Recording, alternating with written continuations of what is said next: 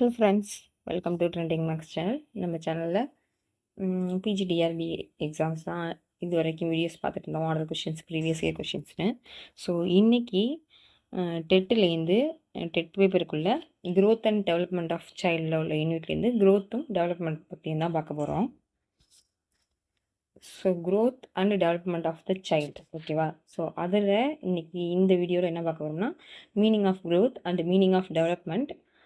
Next வந்து principle of growth and development, இதுதான் பார்க்க போகிறோம். ஸோ க்ரோத், இங்கிலீஷில் க்ரோத்துன்னு சொல்லுவாங்க. க்ரோத் அப்படிங்கிறது என்னென்னா வளர்தல் அப்படின்னு சொல்லுவோம். ஸோ க்ரோத்னா வளர்தல் அப்படிங்கிறது தான் இங்கிலீஷில் க்ரோத்துன்னு சொல்லுவோம். ஸோ வளர்தல் அப்படிங்கிறது என்னென்னா, ஒரு குழந்தை பிறந்ததுலேருந்து, குழந்தைன்னு இல்லை, ஸோ எந்த ஒரு உயிராக இருந்தாலும் பிறந்ததுலேருந்து ஒரு ஸ்டேஜ்லேயும் ஒரு ஏஜ்லேயும் அவங்களோட பாடி ஷேப், அவங்களோட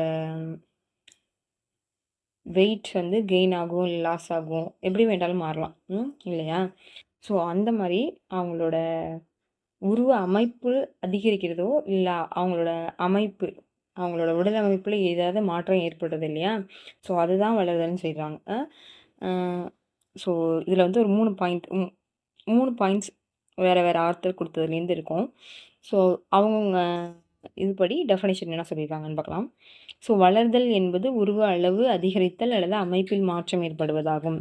ஸோ வளர்தல் அப்படிங்கிறது ஒருத்தவங்களோட பாடியில் ஒன்று வெயிட் கெயின் ஆகிறது, இல்லைன்னா வேறு ஏதாவது சேஞ்சஸ் ஆகிறது தான் அப்படின்னு எது சொல்லுது அப்படின்னா பிரிட்டானிக்கா கலைக்களஞ்சியம்னு சொல்கிறாங்க, ஓகேவா?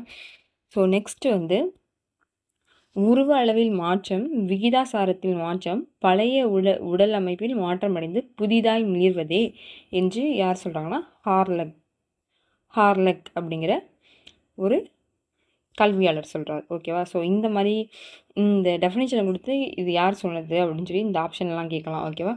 ஸோ பிரிட்டானிக்கா கலைக்களஞ்சியம், ஹார்லிக், அந்த மாதிரி சயின்டிஸ்ட் நேம் கொடுத்து யார் கண்டுபிடிச்சா, யார் இந்த டெஃபினேஷனை சொன்னா அப்படிங்கிறதுல கொஷின் கேட்குறதுக்கு சான்ஸ் இருக்குது. ஸோ அதனால் படிச்சுக்கோங்க. ஸோ உருவ அளவில் மாற்றம், விகிதாசாரத்தில் மாற்றம், பழைய உடல் அமைப்பில் மாற்றமடைந்து புதிதாய் மிளிர்வது அப்படின்னு யார் சொல்கிறாங்கன்னா ஹார்லக் அப்படிங்கிற ஒரு கல்வியாளர் சொல்கிறாரு. நெக்ஸ்ட்டு அதே டெஃபினிஷன். வளர்தல் என்பது அமைப்பில் உடலியல் மாற்றம்.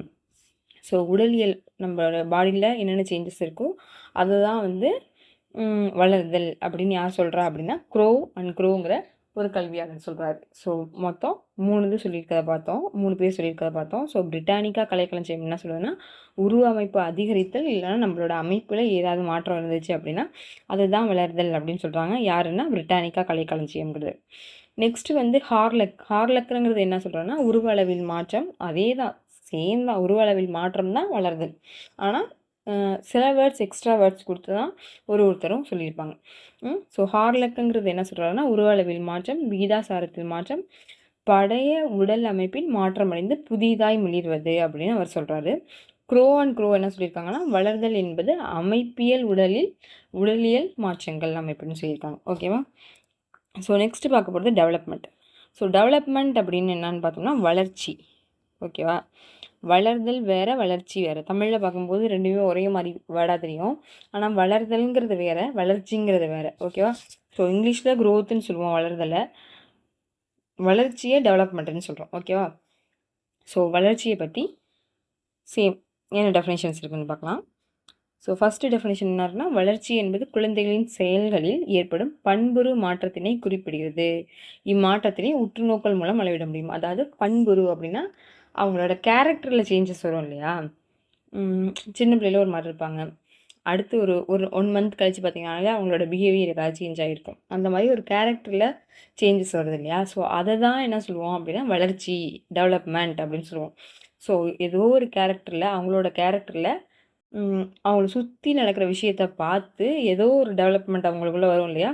அதை தான் வளர்ச்சி அப்படின்னு சொல்லுவோம். ஸோ வளர்ச்சி என்பது குழந்தைகளின் செயல்களில் ஏற்படும் பண்புரு மாற்றத்தினை குறிப்பிடுகிறது. இம்மாற்றத்தினை உற்றுநோக்கல் மூலம் அளவிட முடியும். இது யார் சொன்னது அப்படின்னா அதே ஹார்லக்குங்கிறது தான் சொன்னது, ஓகேவா? வளர்தலில் பார்த்தோம் இல்லையா ஹார்லக்னு. ஸோ அவர் தான் இதை சொன்னார். வளர்ச்சிங்கிறது ஒரு குழந்தை செயல்களில் ஏற்படும் பண்புருனா கேரக்டர் மாற்றத்தினை குறிக்கிறது அப்படின்னு சொல்லியிருக்காங்க. அதை வந்து நம்ம அப்சர்வ் பண்ணுறோம் இல்லையா? சின்ன குழந்தைங்க வீட்டில் இருக்கும்போது மோஸ்ட்லி அம்மாக்கள் நிறைய பேர் வாட்ச் பண்ணுவாங்க. அம்மா ஸ்கூலில் உள்ள டீச்சர்ஸும் வாட்ச் பண்ணுவாங்க. இன்றைக்கி இப்படி இருப்பான், நாளைக்கு வேறு மாதிரி இருப்பான். ஆனால் எதனால் அவனுக்கு வந்துச்சு அப்படிங்கிறது நமக்கு தெரியாது. அப்சர்வ் பண்ணிக்கிட்டே இருக்கும்போது அவன்கிட்ட ஏதோ ஒரு சம்திங் சேஞ்ச் இருக்குது அப்படிங்கிறது நம்மளால் கண்டிப்பாக கண்டுபிடிக்க முடியும். ஸோ ஆனால் அப்சர்வ் பண்ணுறது மூலமாக தான் நம்ம கண்டுபிடிக்க முடியும். அதை தான் என்ன சொல்கிறாங்கன்னா வளர்ச்சி அப்படின்னு சொல்கிறாங்க. நெக்ஸ்ட்டு வந்து ஸோ இதுதான் ஹார்லிக்ஸ் சொன்னது. சாரி, செகண்ட் உள்ளதெல்லாம் ஹார்லிக்ஸ் சொன்னது. இது நேம் கொடுக்கலன்னு நினைக்கிறேன், புக்கில் இல்லைன்னு நினைக்கிறேன். ஸோ அதனால தான் சரி நான் பார்த்து சொல்கிறேன். நெக்ஸ்ட்டு வந்து முதிர்ச்சி அனுபவங்களின் விளைவுகளால் ஏற்படும் சீரான யூகிக்கக்கூடிய அபரிதமான தொடர் மாற்றமே வளர்ச்சி எனப்படும். இதுதான் ஹார்லிக்ஸ் சொல்லியிருக்காரு. முதிர்ச்சி அனுபவங்களின் விளைவுகளால். ஸோ முதிர்ச்சினா நம்மளோட எப்படி சொல்கிறது, ஒரு மெச்சூரிட்டி இருக்கும் இல்லையா?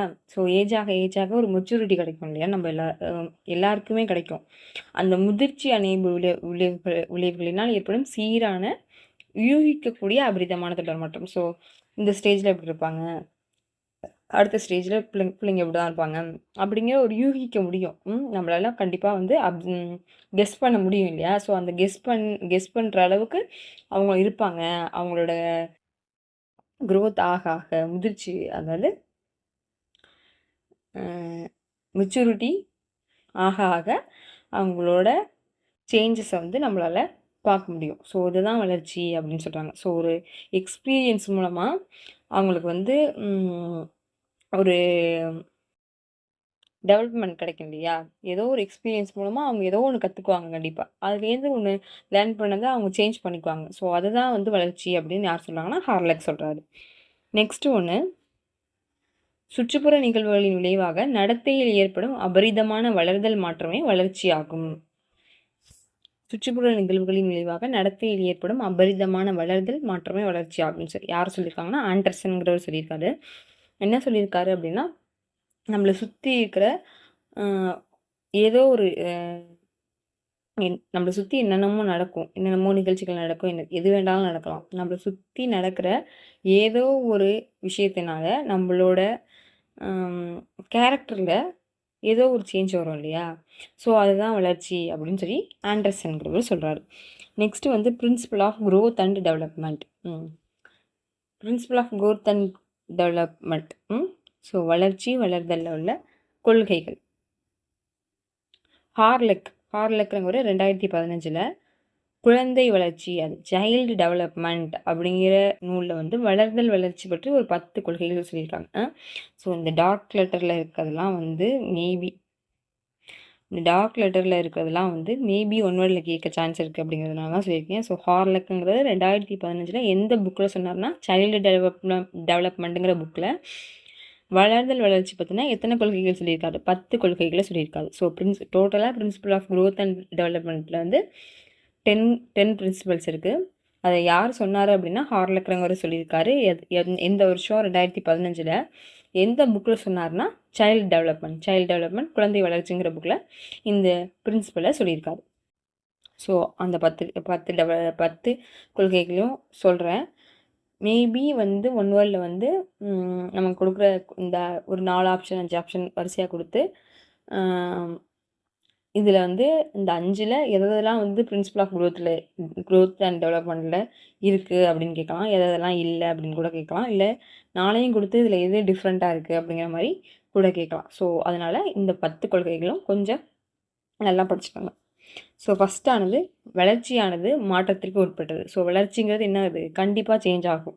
நம்மளோட பிஹேவியர்ஸ் என்ன கண்டிப்பாக சேஞ்ச் ஆகும். அப்போ வளர்ச்சியானது கண்டிப்பாக என்ன, அது மாற்றத்திற்கு உட்பட்டதாகும்.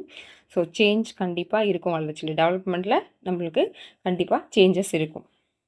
நெக்ஸ்ட்டு, முன்பருவ வளர்ச்சியானது பின்பருவ வளர்ச்சியை விட நெருக்கடியானது ஆகும். ஸோ ஃபஸ்ட்டு சின்ன வயசில் இருக்காங்க இல்லையா, சின்ன குழந்தையாக இருக்கும்போது வர வளர்ச்சியை விட ஓரளவு கொஞ்சம் மெச்சூரிட்டி ஸ்டேஜ் ஆனதுக்கப்புறம் வர்ற வளர்ச்சி இருக்கியா, டெவலப்மெண்ட் இருக்கு இல்லையா, ரொம்ப என்னவாக இருக்கும், ப்ரெஷராக தான் இருக்கும். நம்மளே பார்த்துருப்போம் இல்லையா, சின்ன பிள்ளையில நம்மளுக்கு என்ன இருக்கும், ஸ்கூல் போவோம், படிப்போம், ஹோம்ஒர்க் பண்ணுவோம், அவ்வளோதான். ஸோ ஓரளவு காலேஜ் போனதுக்கப்புறமும் ஸோ அதே தான் பண்ணுவோம். இருந்தாலும் அதுக்கப்புறம் என்ன பண்ணணும், காலேஜ் முடிச்சதுக்கப்புறம் நம்ம என்ன என்ன பண்ண போகிறோம், என்ன என்ன கெரியருக்குள்ளே போகணும், என்னென்ன வேலைகள் பார்க்கணும் அப்படிங்கிற மாதிரி நம்மளோட திங்கிங் வந்துடும் இல்லையா? ஸோ அப்போ நம்மளோட டெவலப்மெண்ட்டில் நிறையா சேஞ்சஸ் கொண்டு வரணும் அப்படிங்கிறதுல என்ன பண்ணுவோம், ஒரு ப்ரெஷர் வந்துடும். ஸோ அதுதான் வந்து முன்பருவ வளர்ச்சியை விட பின்பருவ வளர்ச்சியை நெருக்கடியானதாக இருக்கும்னு சொல்லியிருக்காங்க. நெக்ஸ்ட்டு வந்து வளர்ச்சியானது முதிர்ச்சி கற்றலின் வெளிப்பாடாகும். ஸோ கண்டிப்பாக நம்மளுக்குள்ள ஒரு மெச்சூரிட்டி வர்றதுனால தான் என்ன ஆகுது, நமக்கு வந்து அந்த கேரக்டர் வருது. ஏதோ ஒரு பிஹேவியர் எங்கேயோ ஒரு ஏதோ ஒரு என்வாயன்மெண்ட்டில் ஏதோ ஒரு நமக்கு நடந்த இன்சிடென்ட்னால நம்மளுக்கு என்ன வரும், ஸோ இப்படி பண்ணியிருக்கக்கூடாது அப்படின்னு தோணும் இல்லையா? இப்படி பண்ணுவோம் இனிமேல் இந்த மாதிரி இன்சிடென்ட் நடந்தா அப்படின்னு நமக்குள்ளே வந்துடும். எப்படியா இருந்தாலும் ஒரு இன்சிடெண்ட்டை நம்ம ராங்காக ஃபேஸ் பண்ணும்போது அடுத்து அதே மாதிரி இன்சிடென்ட் நடக்கும்போது நம்ம இப்படி பண்ணக்கூடாது, இப்படி டீல் பண்ணணும் அப்படிங்கிற கண்டிப்பாக ஒரு கேரக்டர் வந்து நமக்கு கிடைக்கும். ஸோ அதுதான் வந்து வளர்ச்சியானது முதிர்ச்சி கற்றலின் வெளிப்பாடாகும் அப்படின்னு சொல்லியிருக்காங்க. நெக்ஸ்ட்டு வந்து வளர்ச்சிசார் நடைமுறையானது யூகிக்கக்கூடிய பண்புகளை பெற்றுள்ளது. ஸோ கண்டிப்பாக கேரக்டர் சேஞ்ச் ஆகிறது நம்மளால் வந்து என்ன பண்ண முடியும், ஓரளவு கெஸ் பண்ண முடியும் இல்லையா? ஸோ அதுதான் சொல்லியிருக்காங்க, வளர்ச்சிசார் நடைமுறையானது யூகிக்கக்கூடிய பண்புகளை பெற்றுள்ளது அப்படின்னு சொல்லியிருக்காங்க. நெக்ஸ்ட்டு வந்து வளர்ச்சிசார் நடைமுறையானது யூகிக்கக்கூடிய ஒன்றாகும். ஸோ அதுவும் வந்து கண்டிப்பாக நம்மளால் என்ன பண்ண முடியும், அப்சர்வ் பண்ணி அஷ்யூம் பண்ண முடியும், கெஸ் பண்ண முடியும். அதுதான் வந்து வளர்ச்சிசார் நடைமுறையானது யூகிக்கக்கூடிய ஒன்றாகும்னு சொல்லியிருக்காங்க.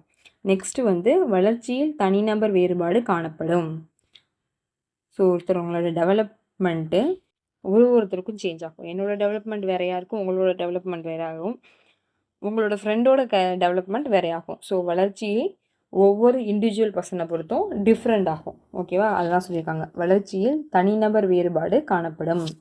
நெக்ஸ்ட் வந்து வளர்ச்சிசார் நடைமுறையானது காலநிலைக்கு உட்பட்டது. இது என்னது, கண்டிப்பாக டைம் பொறுத்து தான் இருக்கும். அந்தந்த காலத்துக்கு ஏற்ற மாதிரி அந்தந்த டைமுக்கு ஏற்ற மாதிரி நம்ம என்ன பண்ணிக்குவோம், மாறுவோம். ஸோ அதுதான் வளர்ச்சிசார் நடைமுறையானது காலநிலைக்கு உட்பட்டது, அந்த காலத்தை பொறுத்து தான் இருக்கும். நெக்ஸ்ட்டு வந்து ஒவ்வொரு வளர்ச்சிசார் நடைமுறைக்கும் சமுதாய எதிர்ப்புகள் உண்டு.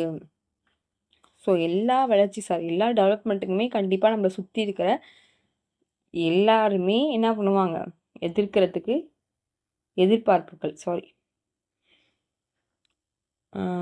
இப்போ நம்ம வீட்டிலே எடுத்துக்கோமே, நம்மளோட ஏதோ ஒரு கேரக்டர் தப்பாக இருக்கும்போது நம்ம பேரண்ட் என்ன பண்ணுவாங்க, கண்டிப்பாக என்ன பண்ணுவாங்க, அது சேஞ்ச் பண்ணணும், அவள் சேஞ்ச் பண்ணணும், அவங்க சேஞ்ச் பண்ணணும் அப்படிங்கிறத ஒரு எதிர்பார்ப்போடு இருப்பாங்க இல்லையா? ஸோ அதுதான் சொல்லியிருக்காங்க. ஸோ எல்லாருமே கண்டிப்பாக என்ன பண்ணுவாங்க, நம்ம சுற்றி இருக்கவங்க எல்லாருமே எதிர்பார்ப்பாங்க அவங்க வந்து இந்த பிஹேவியரோட இந்த டெவலப்மெண்ட்டோடு இருக்கணும் அப்படின்னு. ஸோ அதுதான் சொல்லியிருக்காங்க, ஒவ்வொரு வளர்ச்சிசார் நடைமுறைக்கும் சமுதாய எதிர்பார்ப்புகள் உண்டு அப்படின்னு சொல்லியிருக்காங்க. நெக்ஸ்ட்டு வந்து வளர்ச்சியின் ஒவ்வொரு நிலைக்கும் கடுமையான ஆபத்துக்கள் நிறைந்ததாகும். ஸோ ஒரு ஸ்டேஜாக நீங்கள் டெவலப்மெண்ட் ஆகும்போது கண்டிப்பாக என்ன இருக்கும், ஏதோ ஒரு டேஞ்சர் விஷயம் நமக்கு காத்துக்கிட்டு தான் இருக்கும். ஸோ வளர்ச்சியில் ஒவ்வொரு நிலையுமே கடுமையான ஆபத்துக்கள் நிறைந்ததாகும். நெக்ஸ்ட்டு வந்து மகிழ்ச்சியானது வளர்ச்சியின் ஒவ்வொரு நிலையிலும் மாறுபடுகிறது. ஸோ ஹாப்பினஸ்ங்கிறது நம்மளோட டெவலப்மெண்ட்டில் எந்தெந்த டெவலப்மெண்ட்டில் எப்படி போகிறோம் அப்படிங்கிறத பொறுத்து அந்த ஹாப்பினஸ் வந்து சேஞ்ச் ஆகிறதுக்கு சான்ஸ் இருக்குது. ஸோ இதுதான் அந்த 10 கொள்கைகள். ஓகேவா? ஸோ 10 கொள்கைகளையும் நல்லா படிச்சுக்கோங்க. இதில் இந்த கொஷின்ஸ் கேட்கவும் சான்ஸ் இருக்குது. ஸோ சைல்ட் அண்ட் டெவலப்மெண்ட்லேருந்து meaning of growth, meaning of development and principle of growth and development பார்த்தோம். ஸோ அடுத்த கிளாஸில் கண்டினியூஸாக வீடியோ போடுறேன். ஸோ சேனல் சப்ஸ்கிரைப் பண்ணாதவங்க சப்ஸ்கிரைப் பண்ணி வச்சுக்கோங்க. சேனல் யூஸ்ஃபுல்லாக இருந்துச்சுன்னா உங்கள் ஃப்ரெண்ட்ஸுக்கும் ரெஃபர் பண்ணுங்கள். கண்டினியூஸாக டெட்டுக்கு என்னால் முடிஞ்ச கொஷின்ஸ் இல்லை நோட்ஸ் ப்ரிப்பேர் பண்ணி நான் வீடியோ கண்டினியூஸாக போடுறேன். ஸோ எக்ஸாம் எழுத போகிற எல்லாருக்குமே என்னோட ஆல் தி பெஸ்ட். எல்லாருமே டெட்டில் பாஸ் பண்ணி சர்டிஃபிகேட் வாங்குறதுக்கு என்னோட all the best. Thank you for வாட்சிங். சேனலை சப்ஸ்கிரைப் பண்ணி வச்சுக்கோங்க. தேங்க்யூ.